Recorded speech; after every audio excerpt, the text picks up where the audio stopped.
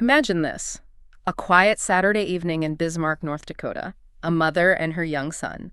They go for a routine visit to Grandma's house. Pretty normal, right? Sounds completely ordinary. But then they just vanish. Simply disappear. Not a trace left behind. Wow. What truly happened that cold November night back in 1996? And why has this mystery stuck around for decades, leaving behind just so many questions, way more questions than answers? It's one of those cases, isn't it? It seems to defy easy explanation. You've got the disappearing people, then these really troubling inconsistencies in the story, and some deeply concerning issues with the initial investigation itself. Yeah, exactly. So our mission here in this deep dive is really to unpack all the layers of information surrounding Sandra and John Jacobson's disappearance. We need to carefully look at what police thought at first. The initial assumptions? Right, the initial assumptions, often based on, incomplete or maybe even skewed information, and how those clashed, sometimes dramatically, with things that came out later. Revelations that painted a very different, frankly, a much more unsettling picture. Okay. We're going to dig into those critical questions that, even now, nobody seems to have a solid answer for. And think about the impact, the profound, lingering impact this vanishing has had on her family, who are just desperate for some kind of closure. Absolutely. This isn't just, a sad story about a missing mom and her boy. It's really a powerful and, unfortunately, a pretty stark case study in how critical information, or maybe just as importantly, the lack of critical information, can shape and sometimes completely derail a criminal investigation. Okay, so let's go back. We're taking you back to Bismarck, North Dakota, 1996, a place that back then actually had notably lower violent crime rates compared to state averages. So seemingly a safe place. Yeah, a seemingly quiet, unassuming backdrop where this baffling and just enduring disappearance was about to happen, something that would change a family's life forever and leave this kind of chilling mark on the whole community. Let's start by setting the scene, focusing on the people at the heart of this. Sandra Mary Jacobson, she was 36 years old, and her little boy, John Henry Jacobson, just 5 years old. Just a little kid. Exactly. And Sandra, by all accounts, everyone said she was a truly devoted mother, incredibly close to both John and her older son, Spencer. Spencer was 16 when they vanished. Okay, so a teenager and a young child. Right. And she worked a steady job for the North Dakota Department of Transportation, kind of maintained this regular everyday life, which for a lot of people makes her sudden disappearance just, well, all the more jarring, impossible to really wrap your head around. It's the contrast, isn't it? The ordinary life against the extraordinary disappearance. She was the constant in her son's lives, Yeah. Their main caregiver, just deeply committed to them. And if we look at the bigger picture, Sandra's life, just before that day, it shows this period of, significant personal change and definite emotional strain for her. Right, the separation. Exactly. She'd recently separated from John's father, Alan Jacobson. He was her second husband. And this wasn't just like a casual thing. It was a major shift. Family structure, daily life, everything changing. A lot to deal with. A lot.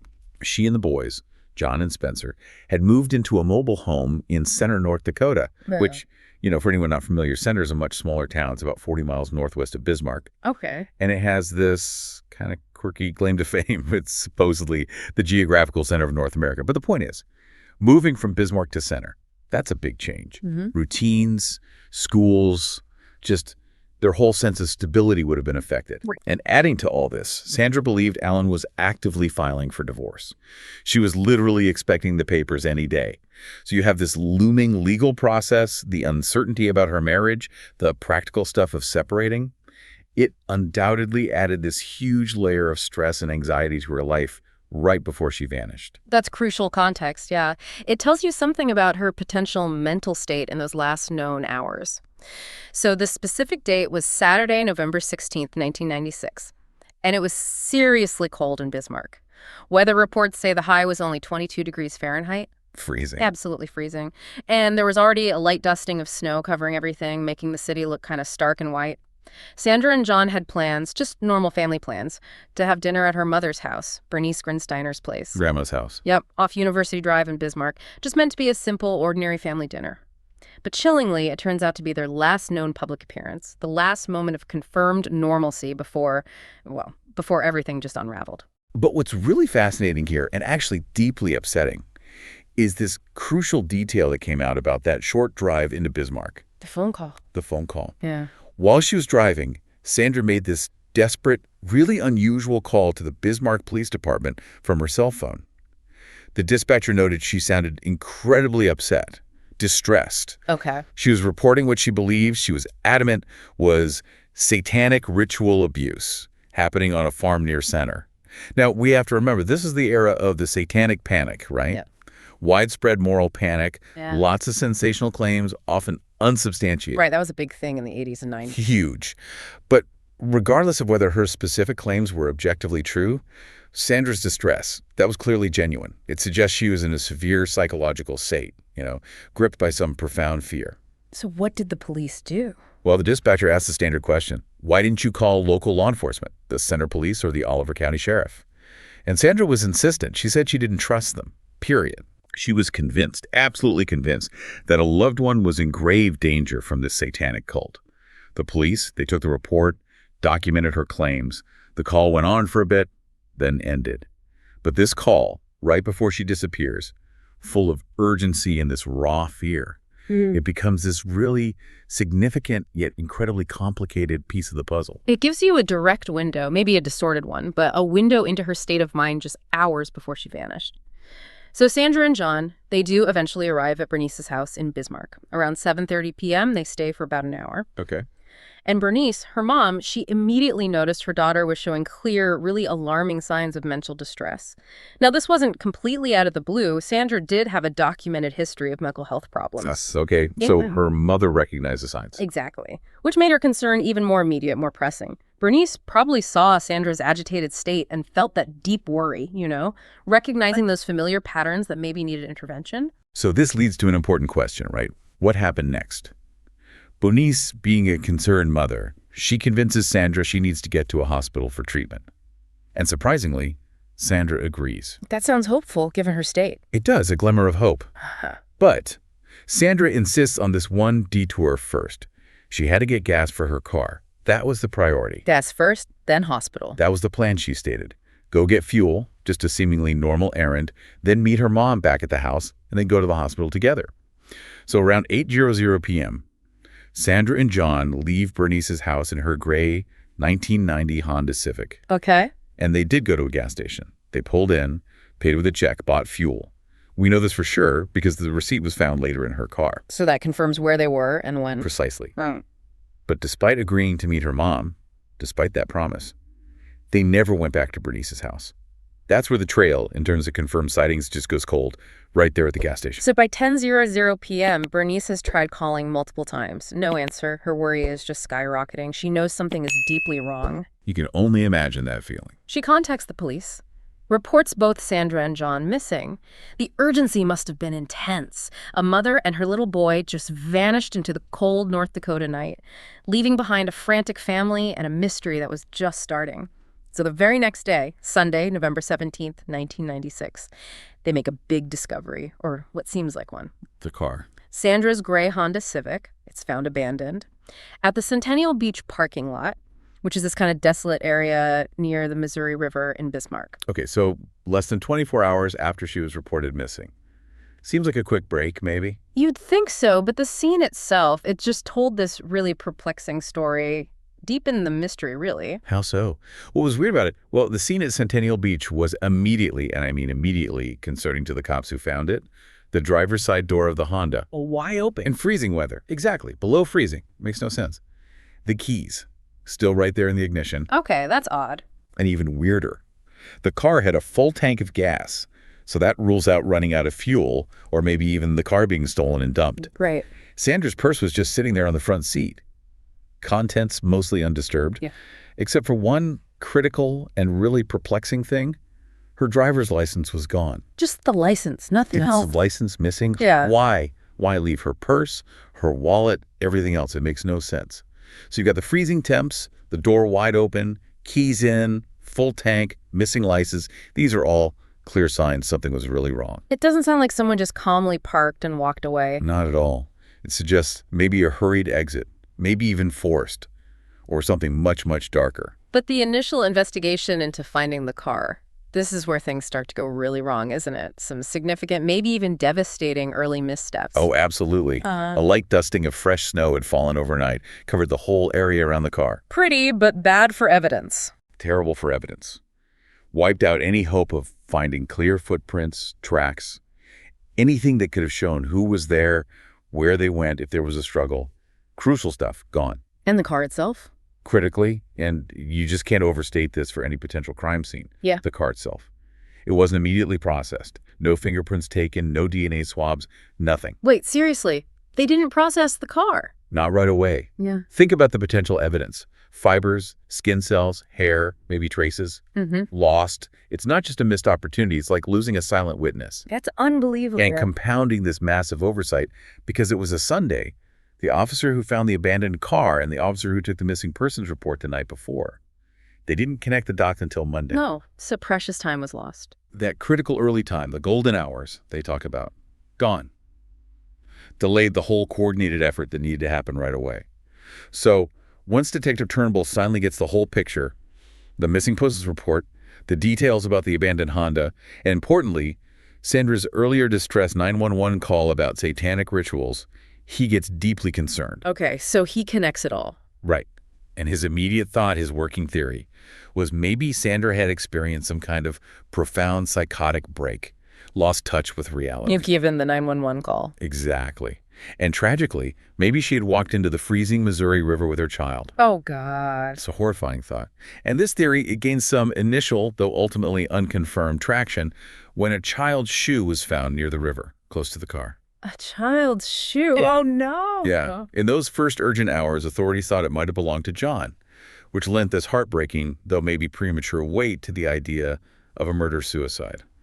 The distress call, the abandoned car, the shoe, it certainly pointed towards a desperate act initially. So, did they search the river? They tried. Following that awful theory, the sheriff's department quickly got a dive team out there to search the Missouri. Makes sense. But the conditions, a North Dakota river in November, it was just impossible. The currents on the Missouri are incredibly strong, notoriously powerful. Plus, the weather was harsh, and ice was already forming rapidly on the water. Yeah, dangerous conditions for divers. Totally. They had to abandon the mission really quickly, which meant a thorough, comprehensive search of that river right then in that crucial early period. It just couldn't happen. Left this huge, frustrating gap. The river, a potential hiding place, remained largely unsearched, a massive question mark. So the investigation then naturally turns to Sandra's estranged husband, John's father, Alan Jacobson. Standard procedure, look at the spouse or ex-spouse first. Exactly. He's a primary person of interest. When they interviewed him, Alan stated he'd been away in Missouri on a business trip. Said he was gone from the morning of Saturday, November 16th through Monday, November 18th. So an alibi for the time she disappeared. That's what he presented, yes. He described traveling with 6 other people in a van, leaving at 8 a.m. on Saturday for what he said was about a 15-hour drive, which would put him arriving in Missouri well into the evening of the 16th, after Sandra and John were last seen. And did they check this alibi? Well, Detective Turnbull, in his initial notes, he actually wrote Alan's alibi down as vetted, implying, that it had been checked out and confirmed. Okay, so it seems solid at first glance. Detectives also talked to Sandra's first husband, Vernon Nastrom. He was Spencer's biological father. Right. And Vernon shared this really personal, kind of striking detail, something that maybe shed some light, though maybe an unsettling light, on Sandra's past mindset. What was that? He told the police that during their marriage, Sandra had been sort of fascinated by the idea of the end of the world, like an intense interest. Oh, wow. Okay. And even more chillingly, he said she'd made this pact with him. If it ever looked like the world was really ending, they would meet up and jump off the Memorial Bridge together. Whoa. And where's the Memorial Bridge? Get this. It's located eerily close to where Sandra's car was found at Centennial Beach. No way. That adds this really dark layer of coincidence, doesn't it? Especially with the murder-suicide theory floating around. Yeah. Yeah, it immediately makes you ask, right? Could that have been her plan that night? But Vernon, he provided really crucial context that seemed to argue against that grim idea. Oh. He explained that Sandra had later, after they made that pact, decided that suicide was actually a terrible idea. She developed this belief it would condemn the victim's soul to walk the earth forever, never get into heaven. So she changed her mind about it. According to Vernon, yes.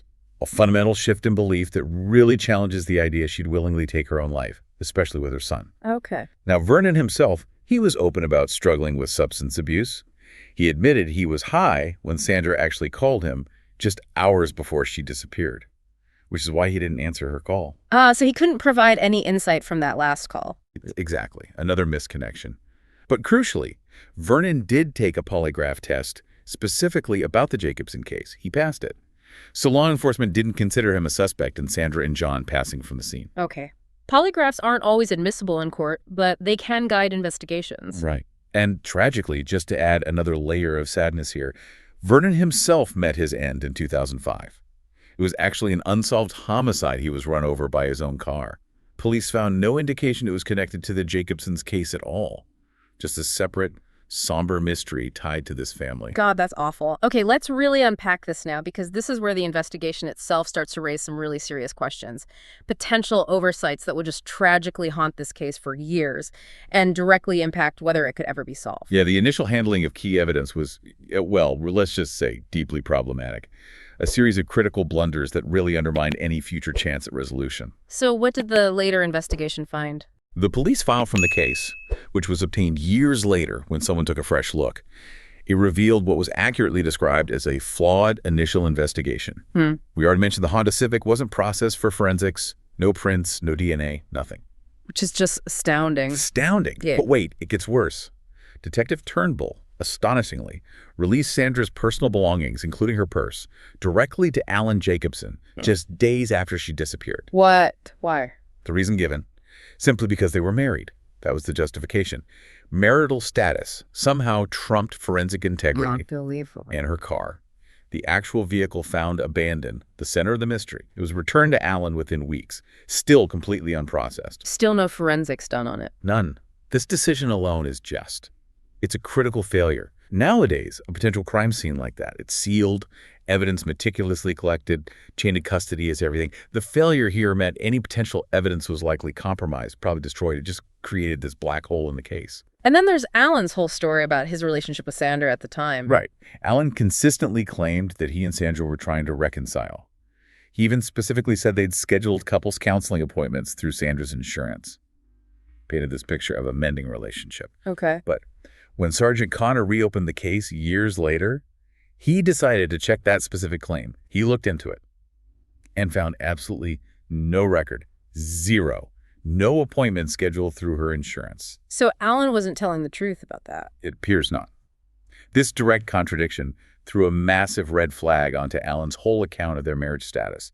It suggested maybe deliberate deception, made everything else he said suddenly look highly suspect. Okay, what else? Furthermore, after Sandra and John passed from the scene, Alan went to Sandra's mobile home in Center, and he basically cleared it out.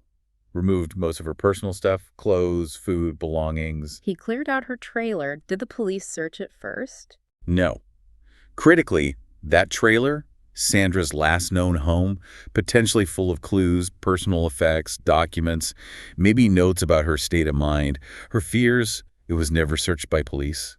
Not before Alan cleared it out, and not after. That seems like a huge oversight. Monumental. Yeah. And Sandra's family, especially her mom Bernice, they insisted Sandra kept a detailed daily journal, wrote down everything about her day. A journal that could have been incredibly revealing. Exactly.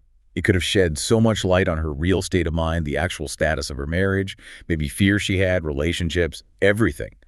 But Alan claimed he didn't find it when he cleared out the trailer. And that journal is never, ever been located. Gone. Just like that. Another potential key piece of evidence vanished. A gaping, unfillable hole in understanding Sandra's final days. And then there's this weird thing with the wedding rings. Oh, yeah. Tell me about that. Spencer, Sandra's older son, he clearly remembers seeing his mother's wedding rings, where? In a change dish on the counter inside Alan's house, just days after Sandra went missing. Okay, wait. Why would Alan have her rings? How did they get there? That's immediately suspicious, right? Totally. So when Sergeant Connor asked Alan about this years later, Alan's answer was just weird, vague. He basically said he knew he didn't take them from Sandra's house, but he couldn't remember why he had them. He couldn't remember why he had his missing wife's wedding rings. That's what he claimed. And Spencer wasn't sure if his mom had even been wearing them when he last saw her, which just adds more confusion. If she wasn't wearing them, why did Alan have them, and why the memory lapse? It's a small detail maybe, but it screams inconsistency. It really does. And remember, that child's shoe found near the river back in May '97. That also created these conflicting stories that just muddied the waters. Right, the shoe they initially thought might be John's. Yeah. Alan told detectives he believed it was his son's shoe, which, supported the accidental drowning theory he seemed to favor. Okay. But both Spencer, the older brother, and Sandra's mother, Bernice, they were adamant. They insisted the shoe was way too large for John to wear. Completely contradicted Alan. So conflicting accounts from the family about a key piece of potential evidence. Exactly. Which meant this piece of physical evidence that could have been pivotal. It was met with totally different stories from within the family itself, made it unreliable as a direct link to John. And without proper forensic analysis on the shoe itself, combined with these conflicting statements, it just became useless in confirming if John was even near the river. Wow. And what's incredible, and maybe speaks to that gut feeling loved ones get, is that talking more with Sandra's inner circle, specifically an unnamed close family member, led to this really chilling suspicion. What did they say? This family member remembered a phone call with Sandra probably right around November 16th, and they noted Sandra was speaking differently than usual. Her tone, maybe her cadence, something was off. Okay. And really uncharacteristically, Sandra didn't say, "I love you" at the end of the call. Apparently, that was something she never failed to do with loved ones, a deeply ingrained habit. Huh. So the family member thought maybe. Yeah. This subtle but really profound shift made this family member think maybe Sandra wasn't alone or wasn't comfortable speaking freely. It hinted at the potential presence of a third person in the car with her, or at least a situation where she wasn't in control. Just a gut feeling, but unsettling. Adds another layer of unease, doesn't it? And maybe one of the most glaring, frankly, just inexplicable issues that came out when the case was reopened. Yeah. That initial 911 call Sandra made to Bismarck PD about the alleged satanic rituals. Yeah. What about it? It was deleted. Inexplicably, permanently deleted from the police records. Yeah, the recording of the call, deleted. Gone. Vanished from the official file.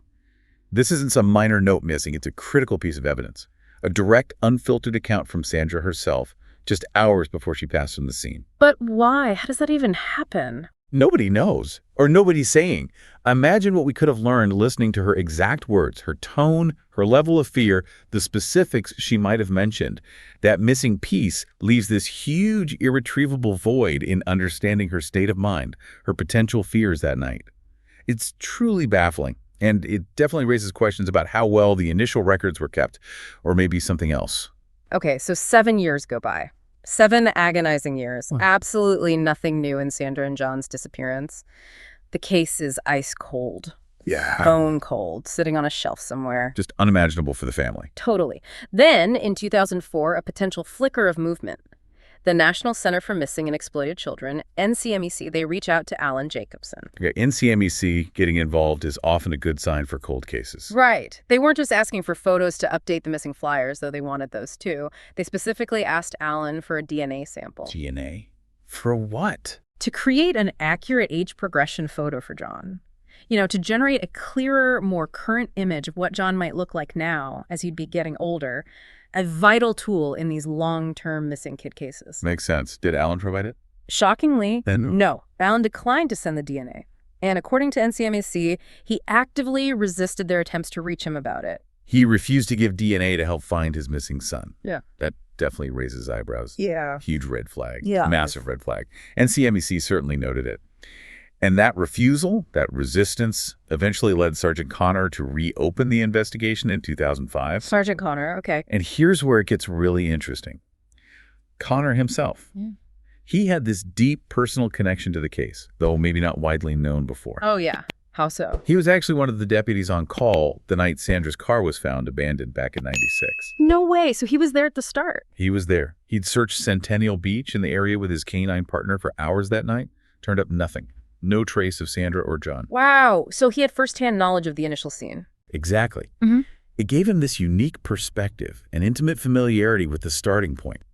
And undoubtedly, you have to think, a personal investment in finding the truth. Maybe a desire to fix those earlier oversights he might have seen or even been part of. Reopening the case probably felt personal for him, not just procedural. So Connor sits down with Alan in 2005.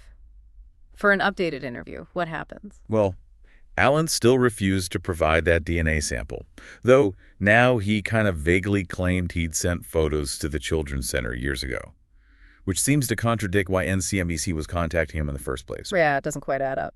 And then, for the first time in a police interview about the disappearance, Alan admits something huge.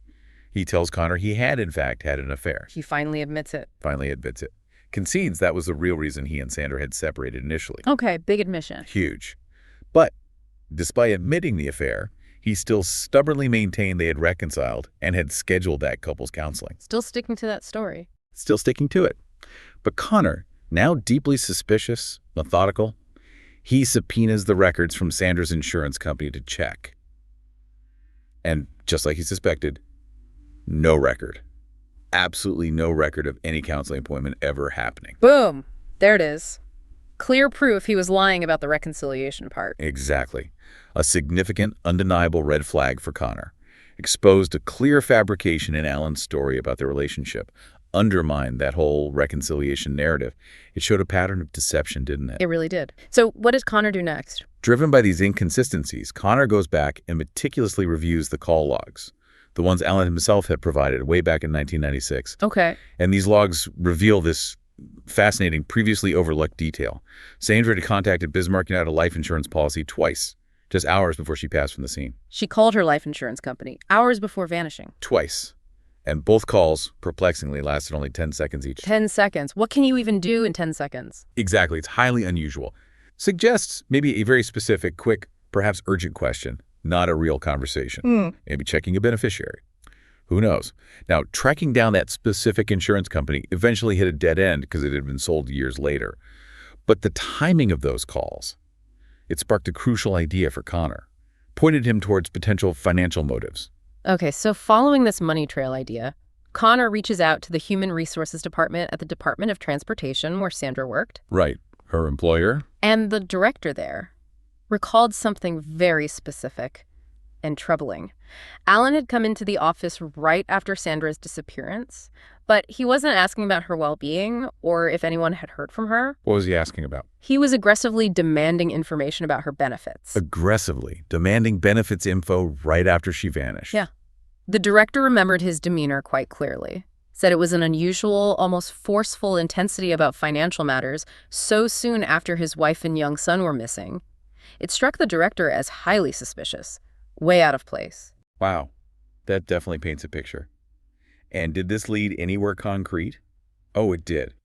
This line of inquiry ultimately led to a crucial and, frankly, pretty damning financial revelation.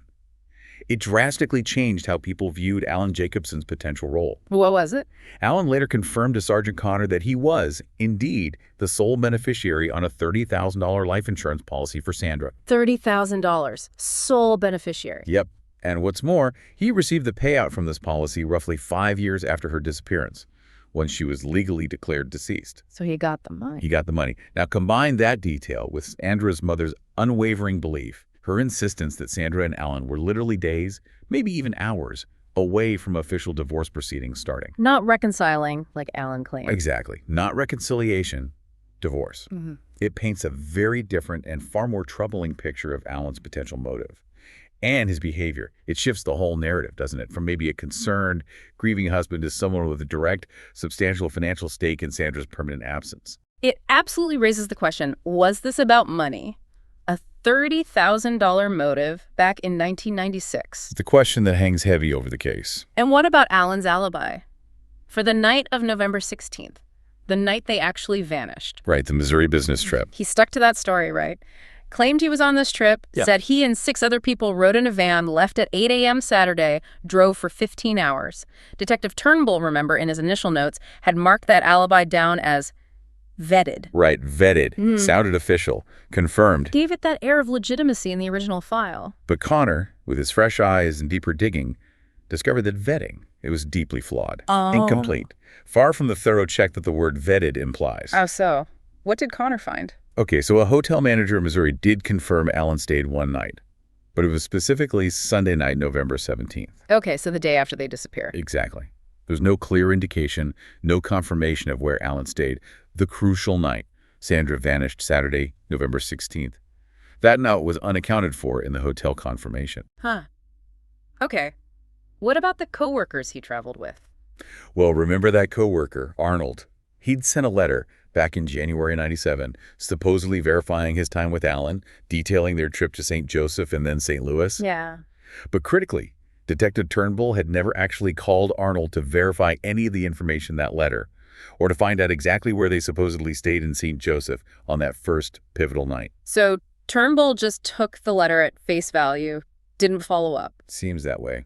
The alibi, initially marked as verified, just fell apart under Connor's scrutiny. It was full of holes, unconfirmed details, directly points back to Turnbull's, let's say, investigative laxity back then. Wow. So the alibi wasn't nearly as solid as it first looked. Not even close. Yeah. And just to add another layer here, when a polygraph test was specifically suggested to Allen in 2005, a test that might have brought some clarity to his shifting stories, his lawyer ultimately declined to let him take it. Declined the polygraph. Another refusal. Just adds more suspicion, more unresolved questions around him, doesn't it? It certainly doesn't help his case, you know. So eventually, Sandra and John Jacobson were declared legally deceased, sometime after they disappeared. It's just a heartbreaking formality, really, for a family desperate for answers, for closure that just never arrived. Yeah, legal declaration doesn't bring peace. Not at all. Today, Sandra would be 65 years old. John would be 33. Their memorial gravestones, they stand there as this solemn, really poignant testament to their absence. A physical marker for a loss that has no body, even though their actual physical resting places remain tragically unknown. It's such a stark reminder, isn't it? Yeah. Even without remains, the loss is just incredibly real, profound, and relentlessly painful for those left behind. And if you connect this back to the bigger picture, this case just tragically highlights in such vivid detail how those initial investigative oversights can profoundly impact how long a mystery lasts, and ultimately, whether it can ever be solved. All those missteps. Yeah, think about it. The missing journal could have given priceless insight into Sandra's mind, her marriage, the unexamined car, a potential crime scene that gave up zero forensic evidence because of neglect, the inexplicably deleted 911 call, erasing Sandra's own words from just hours before she vanished. And the alibi. And Alan's deeply unconfirmed alibi, just accepted without proper checking back then. These are all these monumental details that just keep echoing, confounding investigators and the family decades later. It's like this complex web of missed opportunities and just lingering, frustrating questions. Like each mistake built another brick in the wall around the truth. That's a good way to put it. And there's still, technically, no hard, definitive evidence pointing absolutely to foul play in the classic sense. You know, no direct witness, no confession. Right, no smoking gun. But the sheer volume of unanswered questions, the troubling inconsistencies in the key stories, especially Alan Jacobson's, and those significant documented investigative mistakes, it all suggests a much more complex, maybe much more sinister story than just a simple tragic accident, or Sandra just walking into the river like they first thought. The pieces just don't fit neatly into that initial, simpler narrative, do they? Not at all. And the case of Sandra and John Jacobson, it remains tragically open.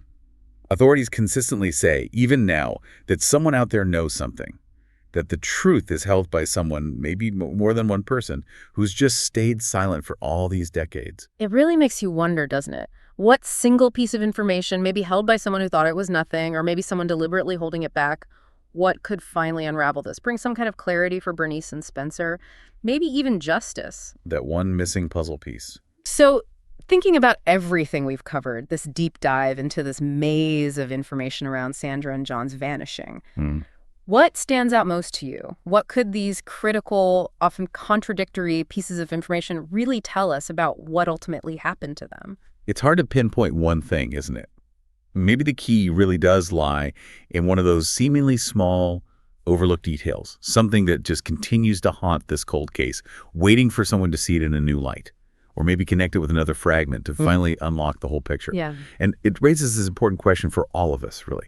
You know, in today's world, with more public access to cold case files and this incredible passion and dedication you see from citizen sleuths online, could a new set of eyes, someone not burdened by those past assumptions or the limits of the first investigation, could they finally piece together these historical details? Could they unlock the truth of what happened to Sandra and John Jacobson? It's a hope, right? A hope that lingers even after all these years. That maybe the power of collective curiosity, of people just caring and looking closely, might one day bring the answers this family has waited so long for and so desperately deserves.